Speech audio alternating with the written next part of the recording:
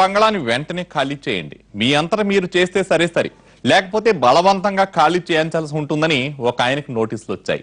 ఎవరో అల్లాటప్పా లీడర్కి కాదు, యూపీఏ 2లో కొన్నాళ్ల పాటు కేంద్ర మంత్రిగా పదవి అనుభవించిన నేతకు ఈ స్త్రీ ముఖలాందరం తీవ్ర చర్చనీయాంశమవుతోందట. ఇంతకీ ఎవరా లీడర్? సినిమాల్లో హిట్టు, పాలిటిక్స్ లో ఫ్లాప్. ఈ పరిచయ వాక్యంతోనే అర్థమైపోతుంది కదూ చెప్పుకునేది చిరంజీవి గురించని. ఒకప్పుడు ఘనంగా పార్టీ పెట్టి తర్వాత జెండా ఎత్తేసి కాంగ్రెస్ లో కలిపేసి యూపీఏ ప్రభుత్వ హయాంలో కేంద్ర మంత్రిగా కొన్నాళ్లు ఓ వెలుగు వెలిగారు చిరంజీవి. ప్రభుత్వం మారడంతో చిరంజీవికి రాజ్యసభ ఎంపీ హోదా మాత్రం మిగిలింది. గత ప్రభుత్వ హయాంలో కేంద్ర మంత్రిగా దర్జా అనుభవించిన చిరంజీవి పార్టీ ఘోర ఓటమితో మౌన ముద్రలోకి వెళ్లిపోయారు. కాంగ్రెస్ పార్టీ కార్యకలాపాల్లో అప్పుడప్పుడు మెరుస్తున్నారు తప్ప పెద్దగా పాల్గొనడం లేదు. ఆయన బ్యాడ్ టైం ఇంకా వెంటాడుతోంది అనిపిస్తోంది. ఆయన న్యూఢిల్లీలో నివాసం ఉంటున్న అధికారిక బంగ్లాను ఖాళీ చేయాలంటూ తాకీదులొచ్చాయని సమాచారం.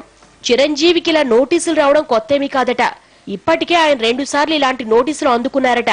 చిరంజీవి ఒక్కరే కాదు, కపిల్ సిబాల్, అజిత్ సింగ్, పళ్లంరాజు లాంటి 16 మంది మాజీ మంత్రులకు కూడా బంగ్లాలో తట్టాబుట్టా సర్దేసుకోండంటూ నోటీసులు వెళ్లాయి. వాళ్ళంతా బంగ్లాలను ఎప్పుడో ఖాళీ చేసేశారు. కానీ చిరంజీవి మాత్రం నోటీసుల గురించి పెద్దగా పట్టించుకోలేదట. 2 సార్లు నోటీసులు ఇచ్చినా ఎలాంటి బదులివ్వలేదని చెబుతున్నారు.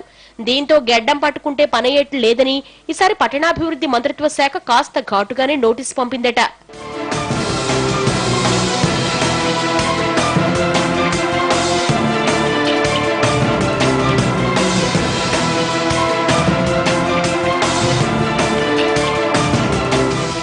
యూపీఏ హయాంలో రాజ్యసభ సభ్యుడిగా ఉన్న చిరంజీవి కేంద్ర మంత్రి కావడంతో ఆయనకు ప్రత్యేక బంగ్లానిచ్చారు.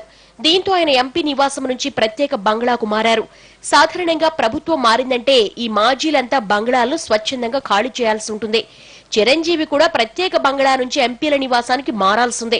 కానీ ఇంకా ఆయన ప్రత్యేక బంగ్లాలోనే కొనసాగుతూ ఉండడం, నోటీసులకు స్పందించకపోవడంతో అధికారులకు చిర్రెత్తుకొచ్చినట్లయింది. వెంటనే బంగ్లా ఖాళీ చేసి ఎంపీలకి ఇచ్చిన నివాసానికి మారిపోవాలని 3వ నోటీసు ఇచ్చారు. అంతేకాదు, గతంలో 2 సార్లు స్పందించలేదు కాబట్టి ఈసారి ఖాళీ చేయకపోతే బలవంతంగా బంగ్లాను ఖాళీ చేయించాల్సి ఉంటుందని కాస్త ఘాటుగానే లెటర్ పంపినట్లు సమాచారం. మాజీ మంత్రులకే కాదు, ఎంపీలుగా ఓడిపోయి ఇంకా ప్రభుత్వ నివాసాల్లోనే కొనసాగుతున్న నేతలకు పట్టణాభివృద్ధి మంత్రిత్వ శాఖ నోటీసులు పంపింది.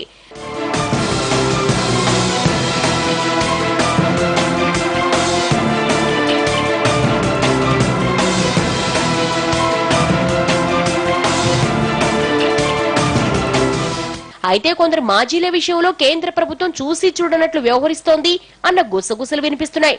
కొందరు మాజీలు అధికారిక నివాసాలు ఖాళీ చేయకపోయినా వారిపై ఒత్తిడి తేవడం లేదనే చర్చ జరుగుతోంది. అలాంటప్పుడు చిరంజీవి విషయంలో ఇంత కఠినంగా వ్యవహరించాల్సిన అవసరం ఏమొచ్చిందని కాంగ్రెస్ వర్గాలు అనుకుంటున్నాయట. ఆఫ్ ది రికార్డ్ లో షార్ట్ బ్రేక్ తీసుకుందాం.